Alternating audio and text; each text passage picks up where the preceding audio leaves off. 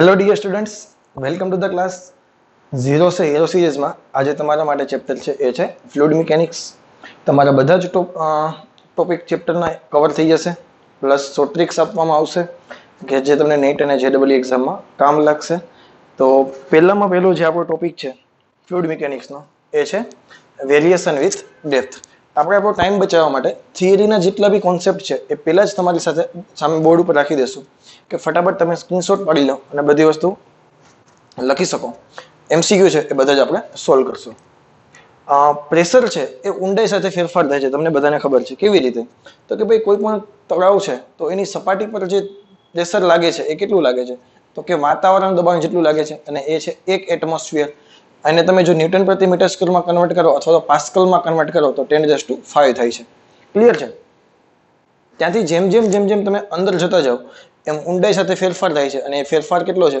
h ρg.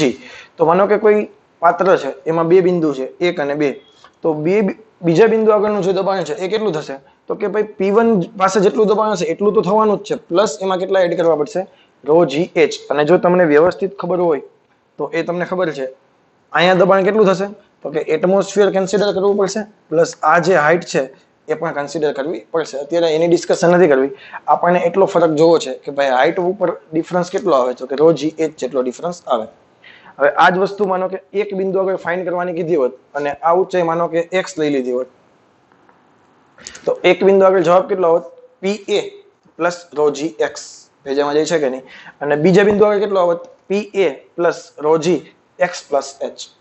આ બે બિંદુ વચ્ચે ડિફરન્સ કેટલો આવ્યો? તો કે ρgh જેટલો આવ્યો. બીજી એક વસ્તુ આપણને એ પણ ખબર છે કે જેમ જેમ તમે ઊંડાઈ જશો ડેપ્થ વધશે એમ પ્રેશર તમારું વધશે. અને સમાન હાઇટ ઉપર કોઈ પાત્ર ભરેલું છે એમાં તમે કોઈ એક સમાન હાઇટ ઉપર તમે વિચારો તો ત્યાં પ્રેશર કેવું થશે? સેમ લેવલ પર પ્રેશર કેવું રહેશે? સેમ રહેશે. ક્લિયર છે? તો આ બેઝિક પોઈન્ટ હતા, એ તમને ખબર હોવા જોઈએ. બીજી એક વસ્તુ, કોઈ પણ આકારનો પાત્ર હોય, પાત્રનો આકાર ગમે તે હોય, પાત્રમાં સમાન ઘનતા ધરાવતું પ્રવાહી ભરેલું હોય અને સમાન ઊંચાઈ સુધી ભરેલું હોય. ફરીથી બોલું છું, કોઈ પણ આકારનું પાત્ર હોય, સમાન ઘનતાવાળું પ્રવાહી સમાન ઊંચાઈ સુધી ભરેલું હોય તો તળિયા પર લાગતું જે દબાણ છે એ સમાન રહેશે. શા માટે? તો કે ભાઈ ઇક્વેશન શું હતું? PA plus ρgh. Atmospheric pressure PA plus h ઊંચાઈ સુધી પ્રવાહી ભરેલું છે જેની ઘનતા ρ છે. તો આમાં તમે જુઓ ને ઊંડાઈ સાથે જે ફેરફાર થાય છે દબાણમાં, એમાં માત્ર ઘનતા અને ઊંચાઈ આવે છે. કેટલા જથ્થાનું પ્રવાહી ભરેલું છે એની સાથે કઈ લેવા દેવા છે નહીં. એટલે 3 અલગ અલગ આકારના પાત્ર છે કે જેમાં સમાન ઘનતા ρ ધરાવતું પ્રવાહી h ઊંચાઈ સુધી ભરેલું છે. પાત્ર ઉપર લાગતું દબાણ PA બરાબર PB બરાબર PC. ત્રણેયમાં કેવું થશે? સેમ થશે. અને કેટલું થશે? તો કે PA પ્લસ ρgh જેટલું. એક વસ્તુ તમને ખબર છે કે આનું જે વજન છે એ આના કરતા વધારે હશે અને આનું વજન આના કરતા વધારે હશે. એટલે WC greater than WB greater than WA. Clear છે?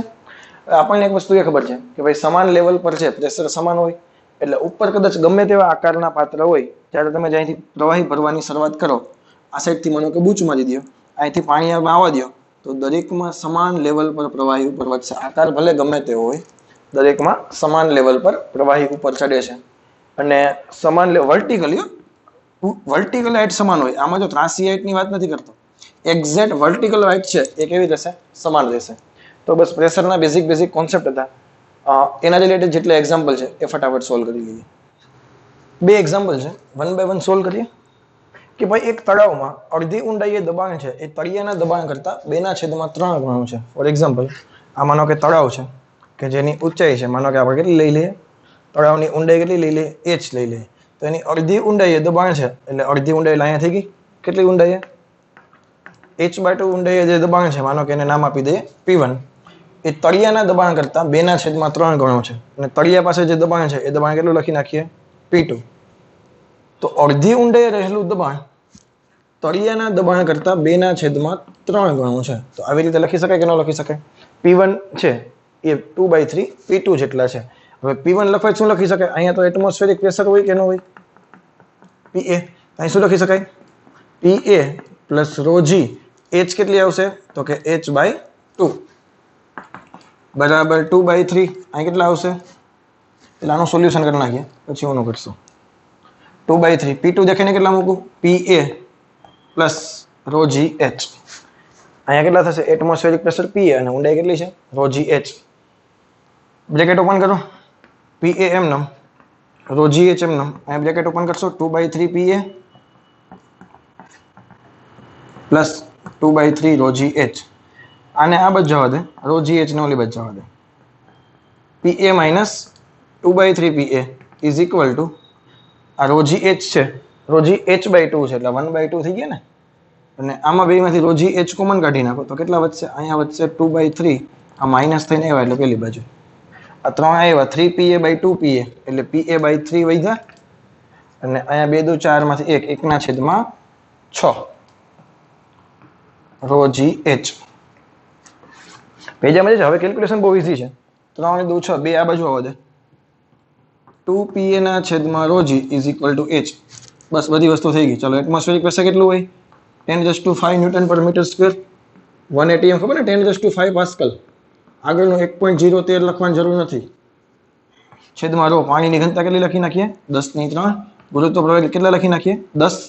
તો 10⁴ ઉપર ગયા તો 10 વધશે એટલે 20 મીટર તમારો જવાબ આવશે. તો આવા એમસીક્યુ છે એ બહુ અગત્યના છે. અડધી ઊંડાઈએ, ચોથા ભાગની ઊંડાઈએ, ત્રીજા ભાગની ઊંડાઈએ, સપાટી પર આવું બધી વસ્તુ તમને આપી દે તો આવી રીતે એક એક્ઝામ્પલ આપણે ટેકલ કરશું. આવડી જશે. હવે જે બીજો એક્ઝામ્પલ છે એ કરીએ પહેલા. ચાલો, આપણી પાસે એવું કીધું છે કે ભાઈ હવાનો પરપોટો છે જ્યારે તળાવના તળિયેથી સપાટી પર પહોંચે ત્યારે તેની ત્રિજ્યા ડબલ થઈ છે. ફોર એક્ઝામ્પલ, આ સપાટી, અહીંયા જેની ત્રિજ્યા હતી એ માનો કે r હતી, જ્યારે સપાટી પર પહોંચે છે ત્યારે એની ત્રિજ્યા કેટલી થઈ જાય છે? તો કે ભાઈ 2r થઈ જાય છે. એ તળાવની ઊંડાઈ માનો કે કેટલી લખી નાખીએ? h લખી નાખીએ. હવે ઘણા બધા લોકોને તો પરપોટો યાદ આવે એટલે બબલ વાળી થિયરી યાદ આવવા માંડે, પૃષ્ઠતાણ વાળી, સરફેસ ટેન્શન વાળી. બટ ના, આપણે એવી રીતે નથી કરવાના. આ અલગ રીતે જ કરવાના છીએ અને એ વસ્તુ છે mall conservation. Sir, mall conservation કંઈક સાંભળેલું લાગે છે. ક્યાં સાંભળેલું છે? જ્યારે કાઇનેટિક થિયરી ઓફ ગેસીસ ચાલુ કર્યું હતું એમાં પહેલો જ જે આપણે એક્ઝામ્પલ હતા એ મોલ કન્ઝર્વેશન ઉપર આધારિત હતા. શા માટે એવું કરી શકાય? તો કે ભાઈ આ હવાનો પરપોટો છે એ અંદર જેટલા હવાના અણુઓ છે ભલે કદ વધે છે બટ હવાના અણુઓમાં કઈ ફેરફાર થશે નહીં. ભેજામાં જાય છે તો મોલ કન્ઝર્વેશન એટલા માટે આપણે ઈઝી પડશે કે ભાઈ અંદરના ભાગમાં જે હવાના અણુઓ છે એ થોડા બદલાઈ જવાના છે. n1 બરાબર n2 જ થવાના છે. માનો કે અત્યારે v1 છે વોલ્યુમ અને પ્રેશર કેટલું છે? p1. અહીંયા વોલ્યુમ v2 છે અને પ્રેશર કેટલું છે? p2. તમને ખબર છે ઉપર તરફ જઈએ એમ દબાણ ઘટે, દબાણ ઘટશે તો કદ શું થશે? વધશે. એટલે ઓટોમેટિકલી ત્રિજ્યા વધે છે. હવે આમાં જરૂરી નથી ત્રિજ્યાના સ્વરૂપમાં જ તમને પૂછે. તમને કદના સ્વરૂપમાં કીધું હોત કે નીચે જેટલું કદ હતું એના કરતા 8 ગણું કદ થઈ ગયું તો મૂંઝાવાનું છે નહીં. બધામાં અલગ અલગ કોન્સેપ્ટ યુઝ કરશું આપણે. આનું મોલ કન્ઝર્વેશન યુઝ કરું તો પીવી ના છેદમાં RT1 is equal two P2V2 છેદમાં RT2. હવે RT1 ને RT2 બધું સેમ જ થાય. શા માટે? આઇસોથર્મલ પ્રોસેસ જેવું કામ થયું. ઉપર તરફ જાવ તાપમાનમાં કઈ ફરક પડવાનો છે નહીં. એટલે T1 બરાબર T2 જ થશે. અંદરના ભાગમાં તાપમાનની તો કઈ ડિસ્કશન કરવાની છે જ નહીં. એટલે P1V1 બરાબર P2V2 થશે આપણા માટે. તો કેટલું ઈઝી થઈ ગયું. ચલો, હવે સપાટી પર પ્રેશર કેટલું છે? તળિયે પ્રેશર કેટલું થાય કે છીએ? તો કે PA પ્લસ રો જી એચ. આખી ઊંડાઈ કેટલી થઈ ગઈ? રો જી એચ. અને કદ કેટલું થઈ ગયું? r ત્રિજ્યાનો પરપોટો હે તો 4/3 પાઈ r ક્યુબ. ડાયરેક્ટ તમને કદ કીધું હોત કે શરૂઆતના કદ કરતા 8 ગણું કદ થઈ ગયું તો અહીંયા v લખત અને આ બાજુ જે v2 લખત એટલે 8v લખત. ચલો, સપાટી પર પ્રેશર કેટલું હોય? માત્ર pa. કારણ કે ઉપર ઊંચાઈ છે જ નહીં એટલે સપાટી પર પ્રેશર કેટલું આવશે? pa ઇન્ટુ v2 કેટલા લખું? 4/3 પાઈ. હવે ત્રિજ્યા કેટલી થઈ ગઈ? ડબલ. ક્લિયર છે? તો 4/3 પાઈ 4/3 પાઈ કેન્સલ. આ r ક્યુબ એ કેન્સલ થઈ ગયા. 2 2 4 2 8 થઈ જશે. ધ્યાનથી જોજો. pa પ્લસ રો જી એચ pa ઇન્ટુ 8. 2 2 4 2 8 થઈ ગયા. 8 pa થયા. આ બાજુ pa તો કેટલા થઈ ગયા? 7 pa. અને h લખવા હોય તો 7 pa ના છેદમાં રો જી એચ. 7 pa ના છેદમાં રો જી. તો હમણાં pa ના છેદમાં રો જી 10 આવ્યા હતા. ફરીથી કરી દો. pa એટલે 10⁵, રો એટલે 10⁵, g એટલે 10. ટીક ટીક ટીક 10 વધશે. તળાવની ઊંડાઈ કેટલી થશે? 70 મીટર. ભેજામાં જાય છે. બહુ સિમ્પલ વસ્તુ છે. આમાં તમને v ના સ્વરૂપમાં આપે તો પણ થઈ જવું જોઈએ. અહીંયા v આપે, અહીંયા 8v આપે તો પણ એ જ વસ્તુ છે. અથવા તો ડાયરેક્ટ ભેજામાં પહેલા તો એ હોવું જોઈએ કે હવાનો પરપોટો જોઈને સરફેસ ટેન્શન યાદ રાખવાનું નથી. આવા જેવા એમસીક્યુ છે આ બધા આપણે કેવી રીતે કરવાના છે? મોલ કન્ઝર્વેશનથી કરવાના છીએ. આપણી પાસે ક્વેશ્ચન એવો છે કે ભાઈ valve is open and change in level is 25 centimetre find P gas. હવે શું છે બધી વસ્તુ કહાની કહી દઉં તમને. શરૂઆતમાં આમાં ગેસ ભરેલો હતો, આ વાલ પેક હતો અને આમાં મર્ક્યુરી ભરેલો હતો, એટલે મર્ક્યુરી સમાન લેવલ પર ભરેલો હશે. જેવો અહીંથી વાલ ખોલી નાખવામાં આવે એટલે ગેસનું પ્રેશર છે, એટલે આ જે લેવલ છે અહીંથી ધીમે ધીમે ધીમે દબાશે અને આને ઉપર કરશે. તો આ જે પ્રેશર છે એ કેનું પ્રેશર થઈ ગયું? પી ગેસ. આ કેનું પ્રેશર થઈ ગયું? પી ગેસ. અને તફાવત કેટલો થઈ ગયો લેવલમાં? તો કે 25 સેન્ટીમીટર. તમારે ગેસનું દબાણ શોધવાનું છે, એટલે આ સાઈડનું જે દબાણ હોય કેનું દબાણ હોય? ગેસનું દબાણ હોય. અંદર ભરેલું પ્રવાહી કોણ છે? પારો છે.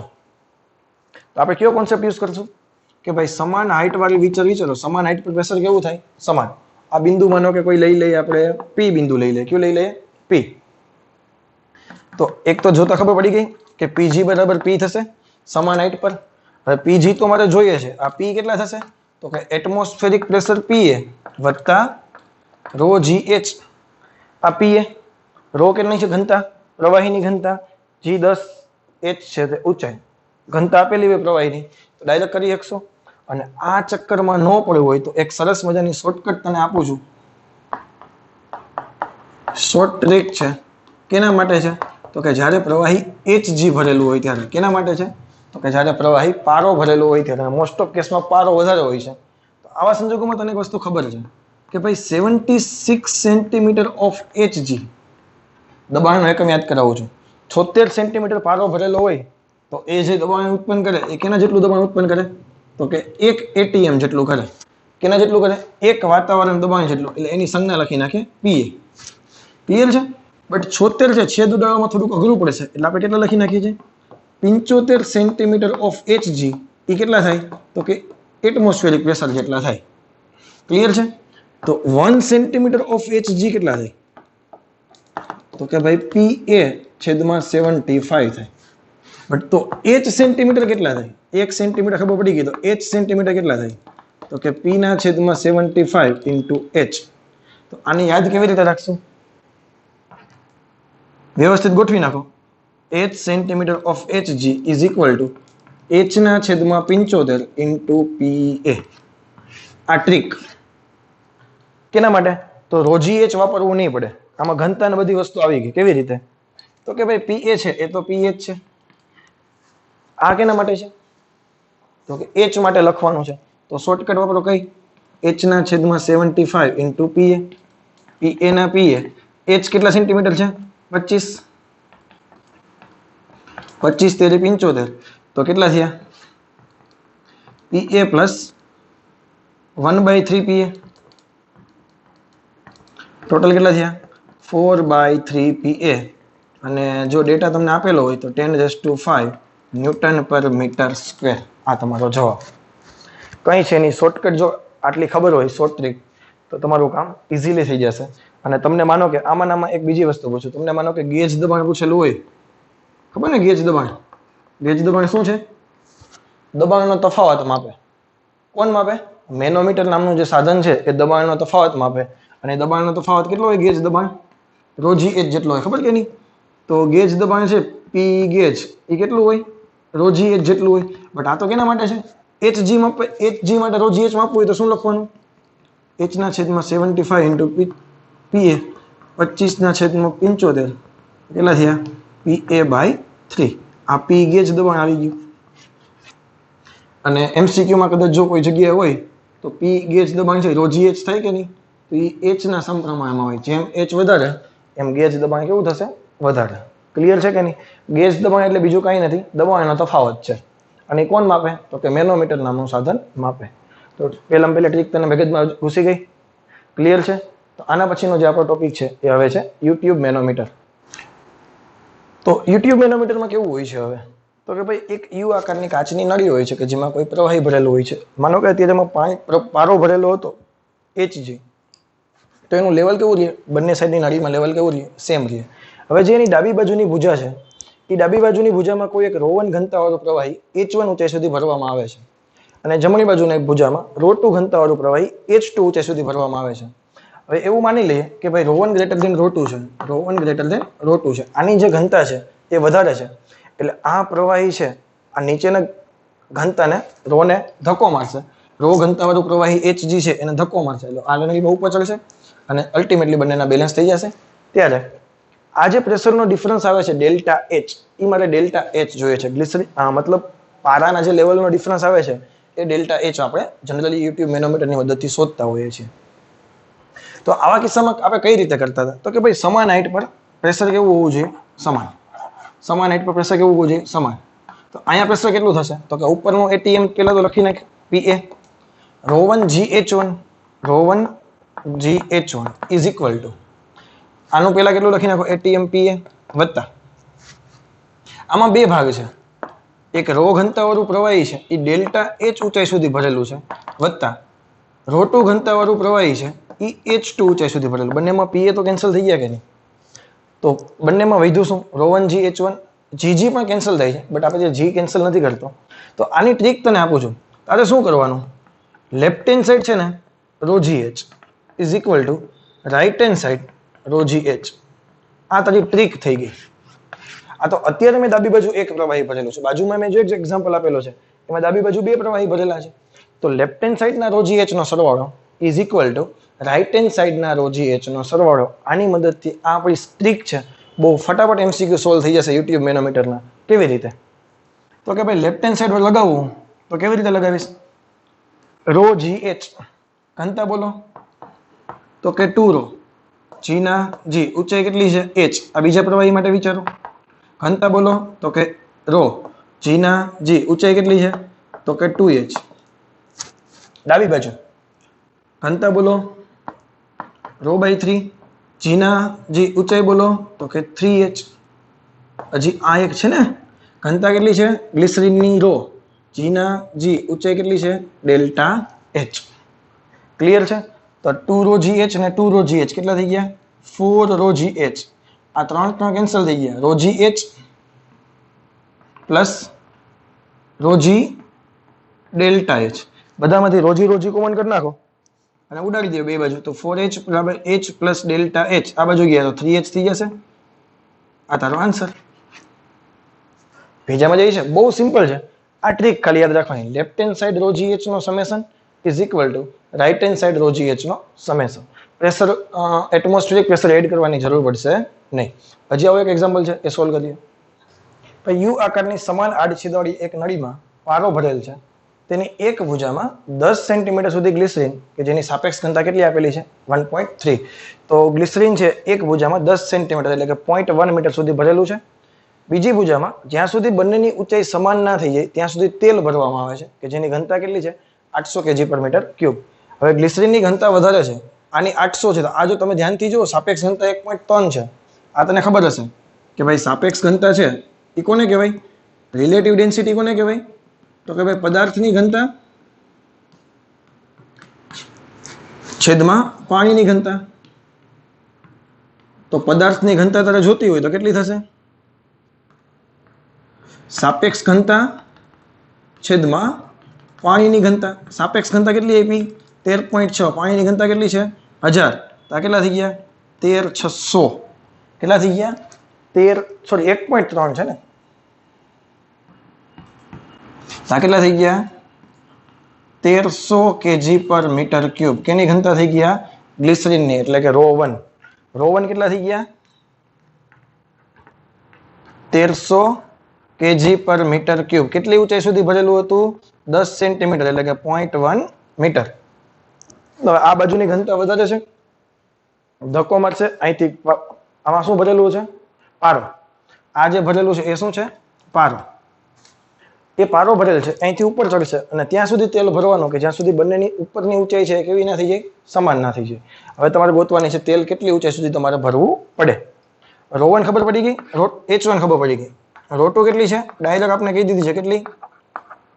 800 kg પર મીટર ક્યુબ. મારે એના H જોઈએ છે. હવે આટલું H હોય, આટલું 0.1 હોય તો આ કેટલું થાય? 0.1 માઇનસ H.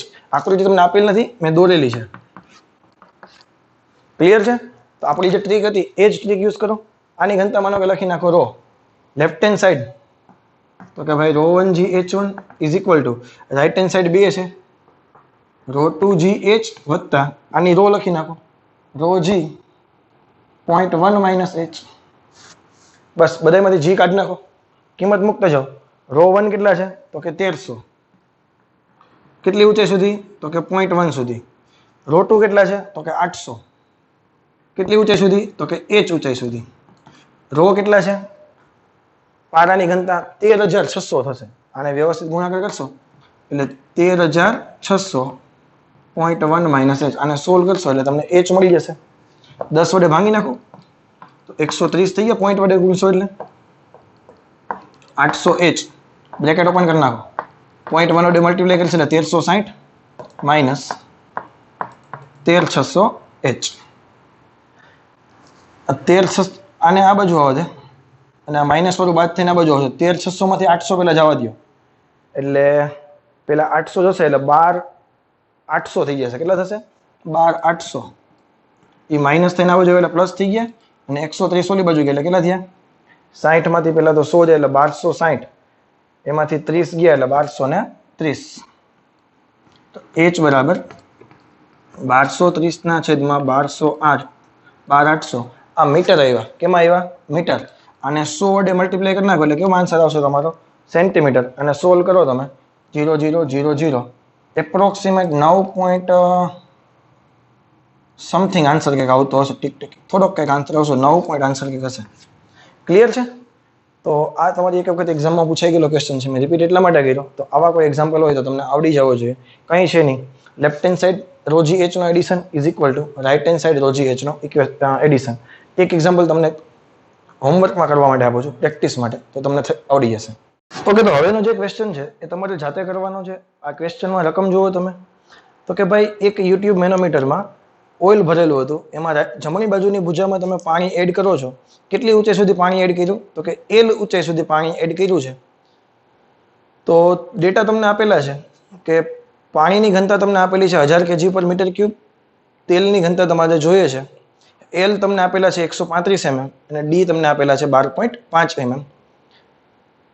તમારે આન્સર લઈ આવવાનો છે 915 kg પર મીટર ક્યુબ. ઓઇલની ઘનતા કેટલી આવશે 915 kg પર મીટર ક્યુબ. થઈ જશે. હવે આપણો નેક્સ્ટ ટોપિક છે એ છે પાસ્કલ લો. અને એમાં તમને બધી ખબર હતી કે ભાઈ તરલ છે એ બધી દિશામાં દબાણ લગાડે છે. કેવું લગાડે છે? સમાન લગાડે છે. આપણી ટેક્સ્ટબુકમાં આપણે સાબિતી કરી ગયા હતા એક ટ્રાયંગલ લઈને P1 બરાબર P2 બરાબર P3. તો એના આધારે જે ઇન્સ્ટ્રુમેન્ટ યુઝ થતા હતા એક તો હતું ગાડીને જ્યારે પાર્કિંગ કરાવવાનું હોય છે હાઇડ્રોલિક પાર્કિંગ, તમને ખબર હશે.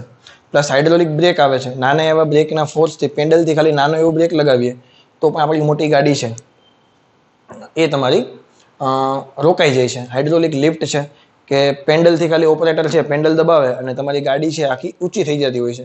તો એ જે કોન્સેપ્ટ હતો એ કયો કોન્સેપ્ટ હતો એ તમને બધાને ખબર છે કે ભાઈ આ સાઈડ જેટલું દબાણ લાગે એટલું જ દબાણ આ બાજુ લાગશે. યાદ છે કે નહીં? હવે P1 બરાબર શું થાય? Force upon area. તો અહીંયા પણ શું થશે? Force upon area. હવે તમે ધ્યાનથી વિચારો તો F2 લખવું હોય મારે તો શું લખી શકાય? A2/A1 into F1. હવે જો જેટલો એરિયા A2 મોટો, જેટલો એરિયા પિસ્ટનનો એરિયા A2 મોટો એટલું ફોર્સ કેવું થશે? વધારે થશે. અને ફોર્સ વધારે થશે તો ગાડી તમારી આરામથી નીચેથી ઉપર ઉચકાઈ જશે. ક્લિયર છે? તો આ જે કોન્સેપ્ટ હતો એ કોન્સેપ્ટની આપણે જરૂર પડવાની છે. તો હવે મારી પાસે ક્વેશ્ચન એવો છે કે ભાઈ એક piston of cross section area 100 cm² as used in a hydraulic press to exert a force of 10⁷ dyne on a water. અહીંયા અંદરના ભાગમાં માનો કે પાણી ભરેલું છે. એના ઉપર 10⁷ ન્યૂટન ફોર્સ લગાડવા 10⁷ ડાઇન ફોર્સ લગાવવા માટે જે પિસ્ટન યુઝ થાય છે એનો એરિયા કેટલો છે? 100 cm². ત્યારે સામેની બાજુ એક પિસ્ટન છે એનો એરિયા આપણે ફાઇન્ડ કરવાનો છે કે જે ના પર ગાડી એક ઉભેલી છે એ ગાડીનું વજન કેટલું છે? 2000 કિલોગ્રામ. સોરી, એનું દળ 2000 કિલોગ્રામ છે. તો આપણે આ જ કોન્સેપ્ટને યુઝ કરતા હતા. અહીંથી હું A2 ને કરતા બનાવું તો શું થશે? F2 ના છેદમાં F1 into A1. ક્લિયર છે? મારી પાસે બધી વસ્તુ છે. એક મારી પાસે નથી શું તો કે F2 નથી. એ F2 છે એ બીજું કંઈ નથી, ગાડી તમારી મૂકેલી છે તો ગાડીનું વજન બળ હોય કે ના હોય? તો F2 દેખાય ને અમારે ખાલી મૂકવાનું શું છે? ગાડીનું વજન બળ A1 ના છેદમાં F1. હવે ડેટા તમે ધ્યાનથી જોશો ને તો બધી વસ્તુ સેન્ટીમીટર આ સીજીએસ એકમમાં છે, ડાયન છે સીજીએસ એકમમાં છે, આ એક 2000 કિલોગ્રામ છે ને એ એક કેમાં છે ખાલી એમકેએસ માં છે. તો પ્રોબ્લેમ આવશે આને કાં તો સીજીએસ માં કન્વર્ટ કરો, બાકી બધી વસ્તુને એમકેએસ માં કન્વર્ટ કરો. તો આપણે બાકી બધી વસ્તુને એમકેએસ માં કન્વર્ટ કરીએ છીએ. તો એમ દેખાય ત્યાં 2000 ને 2000 રાખો, કારણ કે પ્રોબ્લેમ ક્યાં આવે, આ એમ ને ગ્રામમાં કન્વર્ટ કરવા પડે પ્લસ જી છે એ 9.8 ને બદલે કેટલા લખવા પડે, 980 લખવા પડે. તો આપણે અત્યારે તો 10 વડે જ મલ્ટીપ્લાય કરીએ છીએ. ચલો એરિયા, પેલાનો એરિયા કેટલો હતો 100 સેન્ટીમીટર સ્ક્વેર, એને મીટરમાં કન્વર્ટ કરું તો 100 સેન્ટીમીટર સ્ક્વેર ને મીટરમાં કન્વર્ટ કરું તો 10 ની -4, 10 ની 7 ડાયન છે. તો ડાયન તો ખબર ને 10 ની 5 ડાયન હોય તો 1 ન્યૂટન બાબા જેટલું થાય. તો 10 ની 7 ડાયન હોય તો કેટલા ન્યૂટન બાબા થાય, 10 ની 7 ના છેદમાં 10 ની 5 એટલે કે 100 ન્યૂટન થાય. કેટલું થાય 100 ન્યૂટન. આ 100 કેન્સલ થઈ ગયા, આ 10 ની 1 2 3 4 10 ની 4 10 ની 4 ઉડી ગયા તો કેટલા આવ્યા 2 મીટર સ્ક્વેર. અને જો આને તમારે સેન્ટીમીટર સ્ક્વેરમાં કન્વર્ટ કરવા હોય તો 10 ની 4 સેન્ટીમીટર સ્ક્વેર આવડી જશે. તો હાઇડ્રોલિક લિફ્ટ છે, હાઇડ્રોલિક બ્રેક છે, હાઇડ્રોલિક પ્રેસ છે, અને એટલા બધા એક્ઝામ્પલ એટલા માટે નથી કરાવતો કે આપણી એનસીઆરટીમાં આના જેવા લોટ્સ ઓફ એક્ઝામ્પલ આપેલા છે અને બસ એ જ તમારું ખરેખર નીટ લેવલ છે. આમાં બીજું કંઈ હોતું નથી, ઓનલી ઇક્વેશન ઉપર જવાનું છે. ખાલી ગાડીને એવું બધું હોય તો વજન બળ મૂકવાનું છે. તો વધારે આના એક્ઝામ્પલ નથી કરતા અને નવા ટોપિક તરફ આગળ વધીએ છીએ. ખૂબ અગત્યનો ટોપિક જેડબલ્યુ વાળા માટે એઝ વેલ એઝ નેટ વાળા માટે. હવે અત્યારે લગીને આપણે જે ડેપ્થ સાથે દબાણની વાત કરતા હતા તો એમાં ડિફરન્સ કેટલો આવતો હતો, રોજી એચ જેટલો. હવે એવું ઇમેજિન કરવું છે કે તમારું જે કન્ટેનર છે એ કન્ટેનર જ પ્રવેગિત ગતિ કરતું હોય તો પ્રવેગિત ગતિ ઉપર તરફ અથવા તો નીચે તરફ, તો બે કેસ છે. માનો કે ઉપર તરફ કન્ટેનર પ્રવેગિત ગતિ કરતું હોત તો P2 - P1 તમે લખતા હતા, ઈ એચ રો જી લખતા હતા, એને બદલે હવે જી ઇફેક્ટિવ લખશો. શા માટે, સ્યુડો ફોર્સ આભાસી બળ લાગે ને કે ઉપર તરફ એક્સેલરેશન હોય તો એ ક્યાં તમારે કવર કરવાનો, નીચે તરફ. તો જી તો નીચે હતો તો હવે એમાં એવાય એડ થઈ જશે. તો જી ઇફેક્ટિવ એટલે જી પ્લસ એવાય. માનો કે નીચે તરફ ગતિ કરતું હોત કન્ટેનર તો આભાસી બળ ઉપર તરફ લાગે તો એવાય ને ક્યાં એડ કરવું પડે, ઉપર તરફ. એટલે જી માંથી હવે બાદ કરશું તો જી માઇનસ એવાય. અને એવું માની લ્યો કે કન્ટેનર મુક્ત પતન કરે છે, કન્ટેનર તમારું મુક્ત પતન કરે તો શું થાય, એક તો જી નીચે હતા જ, બટ જી નીચે પ્રવેગ કેટલો થઈ ગયો, મુક્ત પતનનો પ્રવેગ કેટલો થઈ ગયો, ગુરુત્વ પ્રવેગ જેટલો. તો એને ઉપર તરફ લગાડો, એક જી ઉપર ને એક જી નીચે, તો પરિણામે પ્રવેગ કેટલો થઈ ગયો, 0. તો જ્યારે કોઈ પણ પદાર્થ મુક્ત પતન કરતું હશે, કોઈ પણ કન્ટેનર કે જેમાં પ્રવાહી ભરેલું હશે, તો ડેલ્ટા વી કેટલો આવશે, 0. MCQ બની શકે આમાંથી કે કોન્સેપ્ટ વાળો છે કે ભાઈ મુક્ત પતન કરતું કોઈ પાત્ર હોય તેમાં પ્રવાહીના કોઈ પણ બિંદુ વચ્ચે દબાણનો તફાવત કેવો હોય, 0. ક્લિયર છે. તો આ તો ઉપર નીચે કન્ટેનરને ગતિ કરાવતા હતા. હવે આમાં ગતિ કરી શકે કન્ટેનર તો x દિશામાં. હવે ઇમેજિન કરવાનું કે કન્ટેનર છે x દિશામાં ગતિ કરી પ્રવાહી, તો પાણી બધું ક્યાં ભેગું થઈ જાય, ઉપર તરફ ભેજામાં જાય કે નહીં. કન્ટેનર આમ ગતિ કરે તો થાય શું, એક્સેલરેશન આ બાજુ હોય તો આભાસી પ્રવેગ કઈ બાજુ આવે, આ બાજુ આવે. સ્યુડો એક્સેલરેશન કઈ બાજુ આવે, આ બાજુ આવે. તો એ પ્રવાહીને ક્યાં ચડાવી દેશે, ઉપર. એટલે હવે તમારું પ્રવાહી સીધું નહીં રહે, પાછળના ભાગમાંથી ઉપર થઈ જશે. બે બિંદુ વિચારું 1 અને 2. સપાટીથી 2 બિંદુની હાઈટ આટલી છે, 1 બિંદુની હાઈટ આટલી છે, તો એ જ પ્રમાણે P1 નું પ્રેશર છે P2 ના પ્રેશર કરતા કેવું આવશે, વધારે. એટલે કે પ્રવેગની દિશામાં આગળ વધો, પ્રવેગની દિશામાં આગળ વધો તો દબાણ ઘટે. પ્રવેગની દિશામાં બિંદુ લીધા હતા તો દબાણ શું થશે, ઘટશે. આ કેની સાથે કમ્પેરિઝન કરવાનું, V બરાબર dE/dx. નહીં યાદ આવે તને વિદ્યુત સ્થિતિમાનનું બીજું ચેપ્ટર, વિદ્યુત ક્ષેત્રની દિશામાં વિદ્યુત સ્થિતિમાન ઘટે, વિદ્યુત ક્ષેત્રની દિશામાં વિદ્યુત સ્થિતિમાન ઘટે, તેવી જ રીતે પ્રવેગની દિશામાં દબાણ ઘટે. બસ આ બે વસ્તુ કમ્પેરિઝન કરીને યાદ રાખવાની છે. પ્રવેગની દિશામાં દબાણ ઘટે, દબાણનો ફેરફાર કેટલો આવે, P1 બિંદુનું પ્રેશર અને P2 બિંદુનું પ્રેશર, એ બે બિંદુ વચ્ચેનું અંતર માનો કે x છે, તો એ દબાણ કેટલું થઈ ગયું, P1 - P2 જોતું હોય તો રો જી એક્સ, કેમ રો જી એચ કરતા હતા, રો જી અને એચ આ આડી વસ્તુ છે. તો રો જી નીચે હતું એને બદલે હવે એક્સેલરેશન આ બાજુ છે તો રો એ એક્સ, અને એચ હતું એને બદલે ડિસ્ટન્સ કેટલું છે, એક્સ. તો આ બે બિંદુ વચ્ચેનું દબાણનો તફાવત રો એક્સ એ એક્સ. અને આ ટેન થીટા, અહીંયા તો થીટા આપેલું હશે MCQ માં, એક બતાવવાના જો MCQ. તો ટેન થીટા માનો કે AX છેદમાં જી ઇફેક્ટિવ ક્યાંથી આવ્યું એની અત્યારે ડિસ્કશન કરવાની જરૂર નથી. ખૂબ અગત્યની વસ્તુ છે. સિમ્પલ ઇક્વેશન યાદ રાખવાનું છે. ax ના છેદમાં જી ઇફેક્ટિવ સિમ્પલ વસ્તુ છે, કાંઈ છે નહીં. પ્રવેગ આ દિશાનો વિચારી લ્યો અને ઉપરનો પ્રવેગ વિચારી લ્યો, એની વચ્ચેનો ખૂણો થીટા તમારે લેવાનો છે. અત્યારે આપણે આવી રીતે વિચારીએ છીએ, બસ એના જેવા છે. સામેની બાજુ છેદમાં પાસેની બાજુ.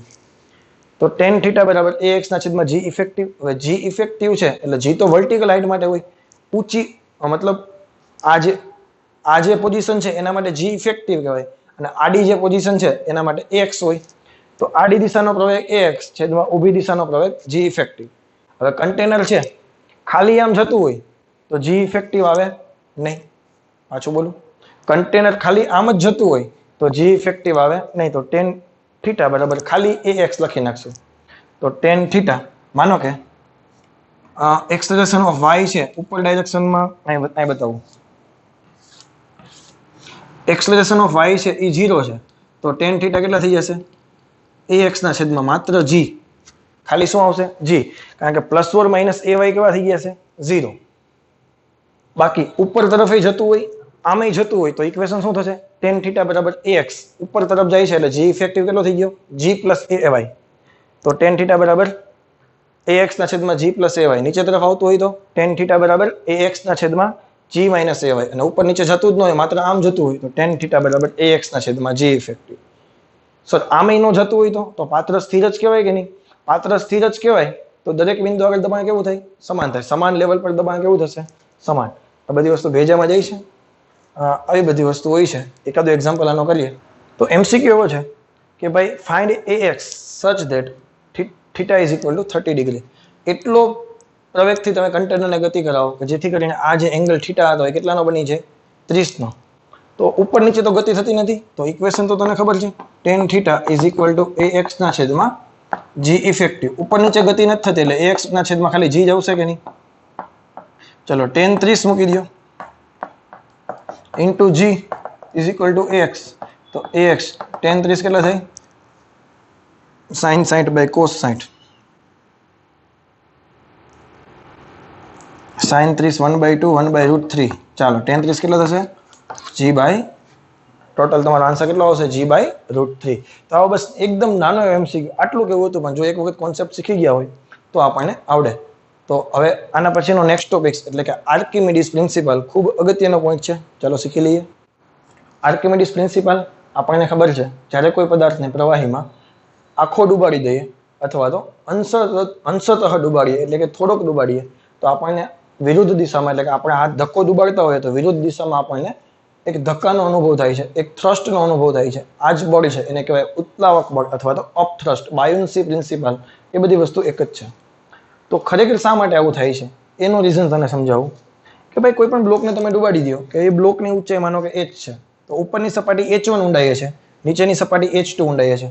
તો ઉપરની સપાટી પર બળ લાગશે F1, નીચેની સપાટીથી ઉપર બળ લાગશે F2.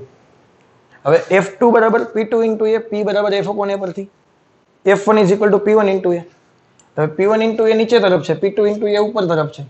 હવે ધ્યાનથી જુઓ, P2 છે એ વધારે ઊંડાઈએ છે તો નીચે દબાણ વધારે હશે. તો P2 ગ્રેટર ધેન P1 તો એનો મતલબ એવો થાય બેયનો એરિયા તો સેમ છે તો F2 ગ્રેટર ધેન F1 થશે. એટલે કે ઉપરની દિશામાં લાગતું બળ નીચેની દિશાના બળ કરતા કેવું છે? વધારે છે. એટલે ઉપર તરફ તમને જે ધક્કો લાગે છે એ બેયનું પરિણામી બળ છે. F2 minus F1, P2A minus P1 એ કોમન કાઢી લે. P2 માઇનસ P1 ઊંચાઈને કારણે જે ફેરફાર છે કેટલો છે? ρgh. નાનું ઓપરેશન. એરિયા A, ઊંચાઈ h, એને જ કહેવાય કદ. તો ρvg. તો અપથ્રસ્ટ અથવા તો ઉત્પ્લાવક બળ. ઉત્પ્લાવક બળનો યુ નથી, ઇંગ્લિશમાં અપથ્રસ્ટ કહેવાય, એનો યુ છે. કાંઈ વાંધો નહીં, ઉત્પ્લાવક બળનો યુ. ચાલો યુ બરાબર એફ નેટ ρvg. ધ્યાનથી જોજે, અહીંયા રો છે ને એ પ્રવાહીની ઘનતા છે, વી છે એ જેટલું પ્રવાહીનું કદ ડિસ્પ્લેસ થાય છે, સ્થાનાંતરિત જેટલું પ્રવાહી થાય છે, તમે જેટલો પદાર્થ ડુબાડો એટલું જ પ્રવાહી બહાર નીકળે કે નહીં? તો વિસ્થાપિત પ્રવાહીનું કદ, પ્રવાહીની ઘનતા અને જી. હવે આમાં એક કેસ એડ કરું. માનો કે કન્ટેનર છે પ્રવેગિત થાય છે ઉપર તરફ નીચે તરફ, તો અહીંયા જી ઇફેક્ટિવ લખવું પડે. ભેજામાં જાય, કન્ટેનર ઉપર જાય તો અહીંયા જી પ્લસ ay આવે. કન્ટેનર નીચે પ્રવેગિત હોય તો જી માઇનસ ay આવે. અને કન્ટેનર મુક્ત પતન કરતો હોય તો જી ઇફેક્ટિવ 0 થઈ જાય. એટલે કે ઉત્પ્લાવક બળ લાગે નહીં. કન્ટેનર મુક્ત પતન કરતો હોય તેમાં તમે કોઈ પ્રવાહીને ડુબાવ્યો તો તમને ધક્કાનો અનુભવ જ ના થાય. તો આ MCQ તમારા માટે ખૂબ સારો છે. આ બધી વસ્તુ હતી એ ઉત્પ્લાવક બળની હતી. ઉત્પ્લાવક બળનું ઇક્વેશન રો વીજી ભૂલાવવું જોઈએ નહીં. આના આધારે ઘણા બધા MCQ છે, હમણાં સોલ્વ કરીએ આપણે. હવે એક અંશતઃ ડૂબેલા પદાર્થના એક MCQ છે, અથવા તમે એમ કહી શકો કે તરતો પદાર્થ છે. અંશતઃ ડૂબેલો હોય તો અડધો બારોબાર છે, અડધો અંદર છે, એનો મતલબ તરતો પદાર્થ જ છે. તો એવો એક MCQ છે.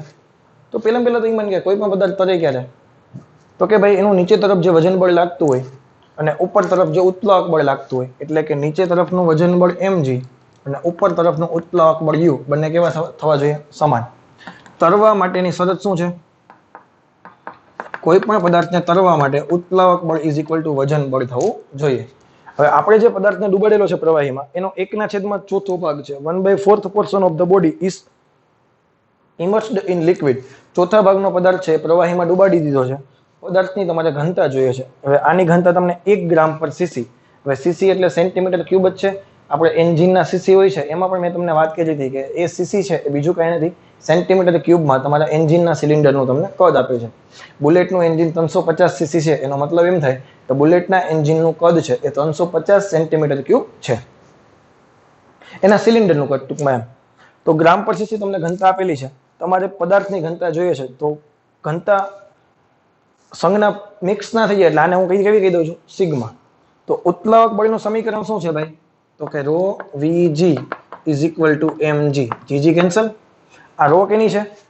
તો કે ભાઈ એ તો પ્રવાહીની ઘનતા છે, જેમાં ડૂબાડો છો એની ઘનતા. તો આ રો ના રો. વી ડૂબાડેલા વિસ્થાપિત પ્રવાહીનું દળ, સોરી વિસ્થાપિત પ્રવાહીનું કદ. આ વી શું છે? વિસ્થાપિત પ્રવાહીનું કદ કેના જેટલું હોય? તો કે ડૂબાડેલા ભા પદાર્થના કદ જેટલું. તમે જેટલો પદાર્થ ડૂબાડો છો એનું કદ કેટલું છે?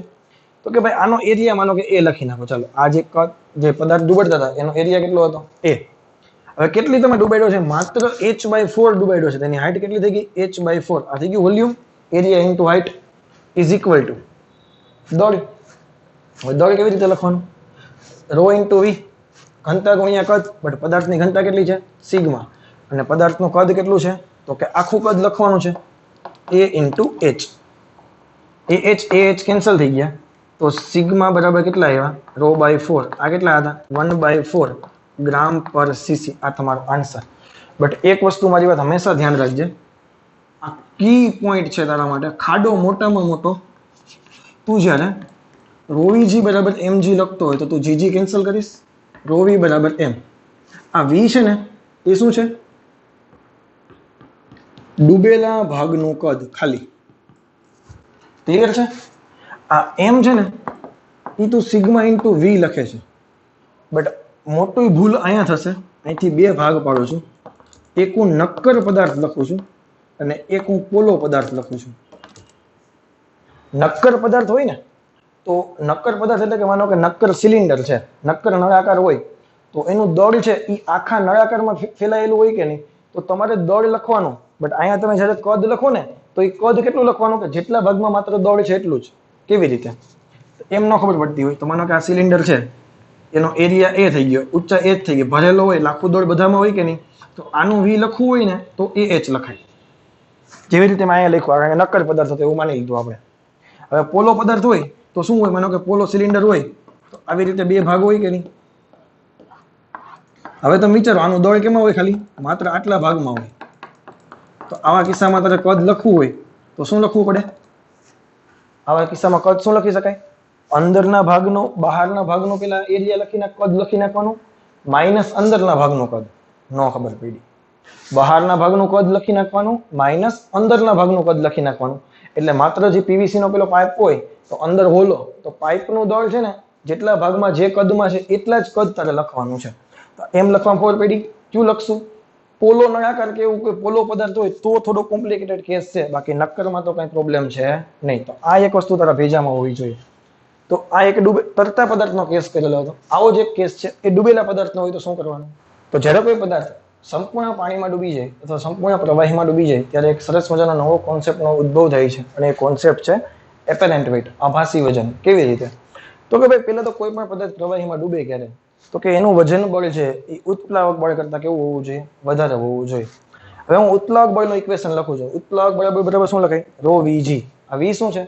તો કે વિસ્થાપિત પ્રવાહીનું કદ છે. હવે વિસ્થાપિત પ્રવાહી કેટલું થયું? તો કે આખો પદાર્થ ડૂબી ગયો તો બોડીનું જેટલું કદ હતું એટલું જ પ્રવાહીનું કદ થયું કે નહીં? તો કે વિસ્થાપિત પ્રવાહીનું કદ ઇઝ ઇક્વલ ટુ બોડીનું કદ. તો બોડીનું કદ છે એ મારે લખવું હોય તો તમને ખબર છે રો બરાબર ઘનતા બરાબર દળના છેદમાં કદ. તો કદ બરાબર શું થાય? દળના છેદમાં ઘનતા. તો એ બ્લોક છે એનું દળ લખી નાખ્યું અને એ બ્લોકની ઘનતા લખી નાખી. તો પદાર્થની ઘનતા કેટલી હતી? સિગ્મા. તો મેં એમ બાય સિગ્મા લખ્યું. જોજે ખરેખર કન્ફ્યુઝન તને એ થશે કે સર વી તો એ કે પ્રવાહીનું કદ નહોતું એ કે, બટ આખો પદાર્થ તો અહીંયા એમ બાય કે રો નો આવવું જોઈએ એ કે. બટ હવે ધ્યાનથી વાત સાંભળજે, વિસ્થાપિત પ્રવાહીનું કદ છે એ બોડીના કદ જેટલું જ છે કારણ કે આખો પદાર્થ ડૂબી ગયો. તો હવે બોડીનું કદ એની સાથે બદલાવી નાખ્યું. વી પ્રવાહી હતી વી બોડી કરી નાખ્યું કારણ કે બંને સેમ જ છે. તો બોડીનું જે કદ છે એ એમ બાય સિગ્મા લખાય ઇન્ટુ જી. તો હવે નીચેનું દળ અને ઉપરના દળ એ બેની બાદબાકી કરો. સોરી, નીચેના વજન અને ઉપરના વજનની બાદબાકી કરો તો mg ના છેદમાં u એ આભાસી વજન થઈ ગયું. u નું સમીકરણ લખ્યું mg rho by sigma. mg ને કોમન કાઢી લ્યો 1 માઇનસ રો બાય સિગ્મા. તો આ થઈ ગયું તમારું આભાસી વજન. આ પોઈન્ટ તને યાદ હોવો જોઈએ. કેવી રીતે? જ્યારે કોઈ પદાર્થને તને એવા MCQ પૂછે કે ભાઈ એક પાત્રમાં પાણી ભરેલું છે, એની ઘનતા રો તને ખબર છે, એ પાત્રમાં લોખંડનો ટુકડો ડુબાડવામાં આવે છે તો આભાસી વજન કેટલું થાય? તો આ એનો કેસ થઈ ગયો. સિમ્પલ છે, કંઈ છે નહીં, આવડી જશે. તો MCQ આપણો એવો છે કે અ વેસલ કન્ટેન ઓઇલ કે જેની ઘનતા તને આપેલી છે ઓવર મર્ક્યુરી. એક પાત્રમાં ઓઇલ ભરેલું છે કેની ઉપર? મર્ક્યુરીની ઉપર. એટલે નીચેના ભાગમાં મર્ક્યુરી છે, ઉપરના ભાગમાં ઓઇલ છે. આમે તને ખબર પડી જાય મર્ક્યુરીની ઘનતા 13.6 ગ્રામ પર સીસી છે, આની 0.8 ગ્રામ પર સીસી છે. તો ઓઇલ છે એ પારા ઉપર તરશે. A homogeneous sphere floats with half its volume immersed in mercury and the other half in oil. એક સ્ફિયર છે એ તરે છે બંને સપાટીની વચ્ચે કે જેથી કરીને અડધું કદ છે એ પારામાં ડૂબેલું હોય, અડધું કદ છે એ ઓઇલમાં ડૂબેલું હોય. તો આપણે આ જે મટીરિયલ છે એની ઘનતા જોઈએ છે. હવે પહેલી વસ્તુ તો પદાર્થ તરે છે, બે સપાટીની વચ્ચે તરે છે, ડૂબતો નથી, સંપૂર્ણ તળિયા સુધી પહોંચી નથી ગયો. આવું તો જ શક્ય બને. ઉત્પ્લાવક બળ ઇઝ ઇક્વલ ટુ વજન બળ. ભેજામાં જાય કે નહીં? હવે અહીંયા ઉત્પ્લાવક બળ છે ને બે ને કારણે લાગશે. બે પદાર્થ છે કે નહીં, પ્રવાહીનું મિશ્રણ છે કે નહીં, તો સિગ્મા મૂકી દીધા, એમાં કાંઈ છે નહીં. જેવી રીતે યુટ્યુબ મેનોમીટરમાં ભાગ પડતા એવી રીતે આમાં ભાગ પડી નાખશે. તો ઉપર માટે વિચારો તો ρ1 v1 પ્લસ નીચે માટે ρ2 v2 અને અહીંયા શું લખવું પડશે મારે? એમ કેના માટે લખવાનું? આ પદાર્થ માટે. તો સિગ્મા ઇન્ટુ વોલ્યુમ. બટ ધ્યાન રાખવાનું, મેં તમને શું કીધું હતું કે નક્કર છે, હોમોજીનિયસ સ્ફિયર ગોળો છે, નક્કર છે એટલે શું થશે? આખે આખું કદ લેવું પડશે. પોલો ગોળો હોત તો તારે બહારનું માઇનસ અંદરનું કરવું પડે. તો ઘનતા ઇન્ટુ કદ, કદ આખું કેટલું લખી નાખીએ? v. હવે ρ1 કેટલા છે? તો કે 0.8. કદ કેટલું હતું? તો કે અડધું. વત્તા ρ2 કેટલા છે? 13.6. કદ કેટલું હતું? v2 is equal to sigma v. બધામાંથી v ગયા 0.8 વત્તા 13.6 divided by 2 is equal to sigma. 13.6 ને 0.8 કેટલા થયા? 14.4. 136 ને 8 144. 7. કેટલા આવશે? 14.4 સિગ્મા બાય 2 7.2. સિગ્મા કેટલા આવ્યા? 7.2 ગ્રામ પર સીસી. તો આ તમારો આન્સર. આમાંનામાં એક બીજો MCQ તમને કહી દઉં. તમને આપેલા બુસ્ટર કોર્સમાં આવો જ એક એક્ઝામ્પલ છે કે જે પદાર્થ છે એ બંને સપાટીમાં તરે છે તો ઘનતા એનો રેશિયો તમને કહેવાનું તો શું થાય? તો કે પદાર્થ ρ1 ની ઘનતા છે સૌથી ઓછી થશે, ત્યારબાદ સિગ્માની થશે, ત્યારબાદ ρ2 ની થશે. તને આમે ખબર પડી જાય આ 13.6 હતા, આ 7.2 હતા અને આ 0.8 હતા. તો બીજો MCQ એમાંથી ક્લિયર છે? તો એમાં કઈ આવું સાબિત કરવાનું ન હોય કે જોઈને ખબર પડી જાય કે સૌથી નીચે કોણ છે? પ્રવાહી. તો એની ઘનતા સૌથી વધારે. એમાં કોણ છે? તો કે આ એનાથી ઉપર પ્રવાહી. તો આવી રીતે ડાયરેક્ટ કોન્સેપ્ટથી થઈ જશે. ઓકે, એ જ ટોપિકના હજી બે MCQ બાકી છે, કરી લઈએ કે ભાઈ સિગ્મા ઘનતા અને v કદ ધરાવતો નિયમિત ગોળો. સિગ્મા ઘનતા અને કદ કેટલું છે? v. એક નિયમિત ગોળો બે અમિશ્રિત પ્રવાહીની અંતઃ બાજુ પર તરે છે. બે આગળના કેસ જેવો બે પ્રવાહી છે પણ મિક્સ નથી થતા, એની ઉપર વચ્ચે તરે છે. ગોળાના કદનો કેટલો આંશિક ભાગ નીચેના ભાગમાં ડૂબેલો હશે? નીચેના ભાગમાં કેટલો ભાગ ડૂબેલો હશે એ તમારે કહેવાનું છે. આગળના MCQમાં શું કીધું હતું? ઘનતા શોધવાની હતી. અહીંયા ત્યારે તમને કીધું હતું કે અડધો ભાગ પ્રવાહીમાં ડૂબેલો છે. કોન્સેપ્ટ બે એક જ છે બટ કરવાની મેથડ પણ સેમ જ છે, બટ પૂછેલું તમને ખાલી અલગ અલગ છે. તો કેવી રીતે કરશું? પદાર્થ તરે એટલે u બરાબર mg. u તો કે હવે ઘટક પાડશું રો2 v2g તો કેટલો ભાગ ડૂબેલો છે એવું માની લઈએ આપણે. એવું માની લઈએ કે આ જેટલો ભાગ ડૂબેલો છે ને એ કેટલો છે? v2 ભાગ ડૂબેલો છે. કેટલો ભાગ ડૂબેલો છે? v2. તો v1 કેટલા થાય? v minus v2. તો રો2 v2g વત્તા રો1 v1. v1 દેખાઈને v minus v2 into g is equal to mg હતા. m દેખાઈને કેટલા મૂકી દઈશું? Sigma into v. નક્કર પદાર્થ છે એટલે sigma into v into g. g બધેમાંથી cancel. Rho two v2 bracket open કરો. Rho one v minus rho one v2 is equal to sigma v. આને ઓલી બાજુ જવા દે એટલે sigma minus rho one into v common નીકળી ગયા. આ બેમાંથી v2 કોમન નીકળી ગયા અને v2 ના કરતા બનાવો એટલે આ તમારો આન્સર. ઇક્વેશન યાદ રાખવા નથી, કોન્સેપ્ટ ખાલી સેમ વિચારવાનો છે. ઓલામાં શું હતું? v2 તને ખબર હતી, રો સિગ્મા તને ગોતવાના હતા, રો1 અને રો2 તને ખબર હતી. યાદ આવે કે નહીં? ડાયરેક્ટ ઇક્વેશન યાદ રાખશો તો પણ બંને વસ્તુ થઈ જશે. બટ આ v2 શું છે? ડૂબેલા ભાગનું કદ છે, એટલી વસ્તુ યાદ રાખવાની છે. એક એના જેવો ક્વેશ્ચન છે, જાતે કરવાનો છે. 50% હું કરાવી દઉં છું, 50% જાતે કરશું. એક પાત્રમાં એક ક્યુબિકલ બ્લોક એટલે કે સમઘન બ્લોક હોય કે નહીં એવો ડૂબેલો છે. એની સાઈડ કેટલી છે? 10 સેન્ટીમીટર. ઉપર ઓઇલ છે, નીચે વોટર છે. ઓઇલની ઘનતા તને ખબર છે 0.8 ગ્રામ પર સીસી, વોટરની ઘનતા 1. એવી રીતે ડૂબેલો છે જેથી કરીને 6 સેન્ટીમીટર ભાગ છે ને ઉપર છે અને 4 સેન્ટીમીટર ભાગ નીચે ડૂબેલો હોય. પેજામાં જે ક્વેશ્ચન શું છે? સમઘન છે, 6 સેન્ટીમીટર ઉપર અને 4 સેન્ટીમીટર ડૂબેલો છે. તારે એનું દળ જોઈએ છે એટલે તું શું કરીશ? રો1 v1g વત્તા રો2 v2g બરાબર mg. બધામાંથી g કેન્સલ થઈ ગયા. રો1 v1 હવે કદ તો ડાયરેક્ટ આપેલ નથી તો કદ કેવી રીતે ગોતશું? Area into height. તો નીચેના ભાગનો આ જે એરિયા છે એ સમઘન છે તો એરિયા કેટલો થાય? લંબાઈ ગુણ્યા પહોળાઈ, બટ લંબાઈ ઇન્ટુ લંબાઈ થશે એ એરિયા થશે 100 સેન્ટીમીટર સ્ક્વેર. અને ઉપર ઊંચાઈ કેટલી થઈ? તો કે 6. ઉપરના ભાગનું કદ લખવું હોય તો કેમ લખાય? 10 ઇન્ટુ 10 ઇન્ટુ 6. નીચેના ભાગનું લખવું હોય તો 10 ઇન્ટુ 10 ઇન્ટુ 4. ક્લિયર છે? અથવા તો એરિયા 100, ઉપર હાઈટ 6, એરિયા 100, નીચે હાઈટ 4. આના પરથી તને એમ મળી જશે. ક્લિયર છે? તો આ વસ્તુ તમારે કરવાની છે. સાવ નવો કોન્સેપ્ટ, કોન્સેપ્ચ્યુઅલ છે. જસ્ટ એકાદી વખત ધ્યાનમાં આવી જશે એટલે પછી હવે આવડી જશે. કોન્સેપ્ટ કંઈક એવો છે કે ભાઈ 5 કિલોગ્રામ વજન જ્યારે આ સ્પ્રિંગ કાંટો છે, સ્પ્રિંગ કાંટાથી ઉચકવામાં આવે છે તો દળ કેટલું બતાવે છે? તો કે ભાઈ 5 કિલોગ્રામ બતાવે છે. આપણે દળની વાત કરું, વજનની વાત નથી કરતો, 50 ન્યૂટનની વાત નથી કરતો, દળ 5 કિલોગ્રામ બતાવે છે. એવી જ રીતે એક ત્રાજવું છે, એના પર પાત્ર મૂકેલું છે, એ પાત્રમાં પ્રવાહી ભરેલું છે. એ 4 કિલોગ્રામનું પ્રવાહી વજન કરો તો ત્રાજવું કેટલું બતાવે? 4 કિલોગ્રામ. આમાં 5 કિલોગ્રામ વજન હતું તો 5 કિલો બતાવે છે. 4 કિલો વજન છે તો 4 કિલો બતાવે છે. એમાં કંઈ ખોટું છે નહીં. બટ જ્યારે હવે આ સ્પ્રિંગ કાંટાને આ પ્રવાહીમાં ડૂબાડી દેવામાં આવે, જ્યારે સ્પ્રિંગ કાંટાને પ્રવાહીમાં ડૂબાડવામાં આવશે ત્યારે ઉત્પ્લાવક બળ લાગશે. 100%ની વાત છે કે નહીં? એ ઉત્પ્લાવક બળ કેટલું લાગે છે?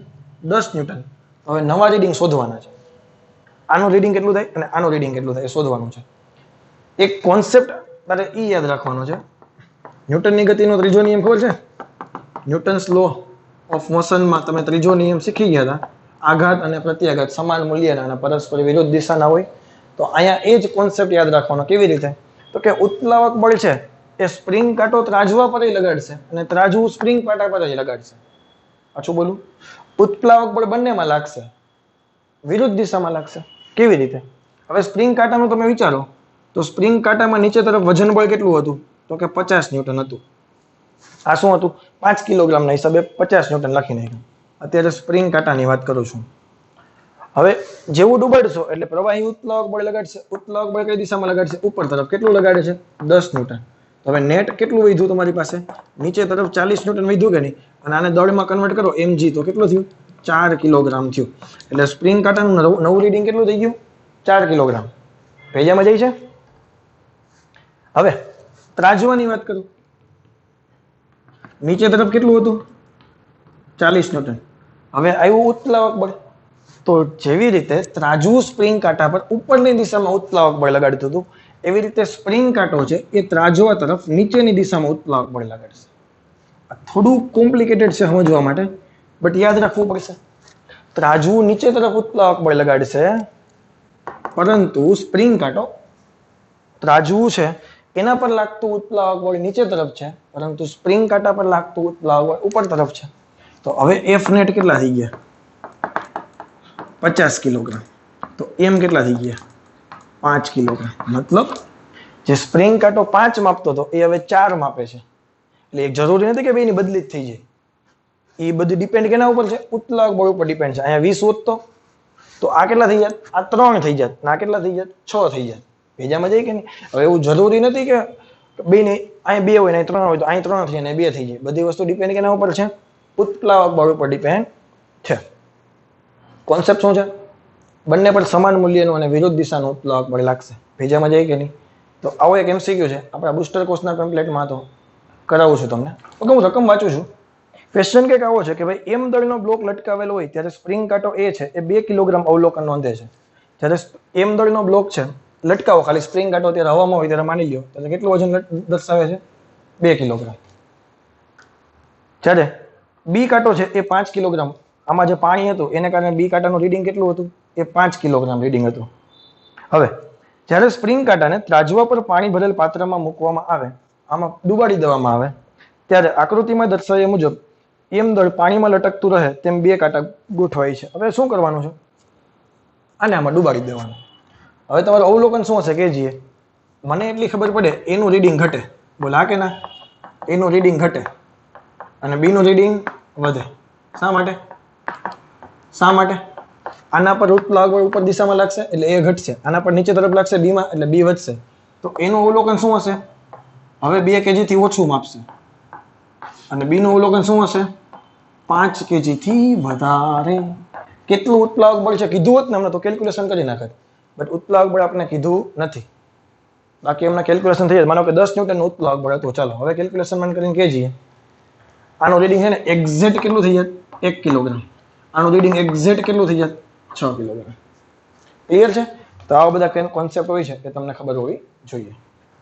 અગેન એક કોન્સેપ્ચ્યુઅલ ક્વેશ્ચન છે, મજા આવે એવો ટોપિક છે કે ભાઈ એક પાત્રમાં એક એમ દળનો, માનો કે લાકડાનો બ્લોક તરતો હતો, એના ઉપર કોઈ એક સ્મોલ એમ દળનો બીજો એક પદાર્થ છે એ રાખેલો છે. હવે ક્વેશ્ચન કંઈક આવી રીતના બની શકે કે આ સ્મોલ એમ દળનો પદાર્થ છે અચાનક પ્રવાહીમાં પડી જાય તો પ્રવાહીનું લેવલ વધે, પ્રવાહીનું લેવલ ઘટે કે પ્રવાહીનું લેવલ અચળ જાય? તો બે વસ્તુ પોસિબલ છે કે આ સ્મોલ એમ દળનો પદાર્થ પડે, કાં તો ડૂબી જાય કાં તો તરે. બધી વસ્તુનો ખેલ કેના ઉપર આધારિત છે? ઘનતા ઉપર આધારિત છે. જો આ સ્મોલ એમ દળનો પદાર્થ ડૂબી જાય, ફોર એક્ઝામ્પલ લોખંડ, અને એમ દળનો પદાર્થ તરે, ફોર એક્ઝામ્પલ થર્મોકોલ, તો બંને કિસ્સામાં શું થાય? માનો કે આ પદાર્થ છે લોખંડ ડૂબી ગયો, તો એક ટ્રીક છે યાદ રાખવા માટેની, કોન્સેપ્ટ છે, આની સાબિતી છે, બધી વસ્તુ છે, બટ અત્યારે રેસ કોર્સમાં આપણે એના વિશે નહીં પડીએ. એક ટ્રીક છે, તમને ટ્રીકમાં વધારે મજા આવશે, સાબિતીમાં તમને રસ પણ નહીં લે. આપણે આવી રીતે યાદ રાખી શકશું કે ભાઈ એમ દળનો પદાર્થ છે એ ડૂબે, પદાર્થ ડૂબે તો લેવલ ડૂબે. આવું કંઈક યાદ રાખવાના છે. શું યાદ રાખશું? પદાર્થ ડૂબે તો લેવલ ડૂબે. લેવલ ડૂબે નો મતલબ શું થાય? લેવલ ઘટશે. આવી એક ટ્રીક છે. પદાર્થ ડૂબે, લેવલ ડૂબે, એટલે કે લેવલ ઘટે. પદાર્થ તરશે તો લેવલ અચળ રહેશે, એટલે કે લેવલમાં કોઈ વધઘટ થશે નહીં. એક જ વસ્તુ યાદ રાખવાની છે ખાલી, પદાર્થ ડૂબે તો લેવલ વધે, તરતો હોય તો અચળ રહેશે.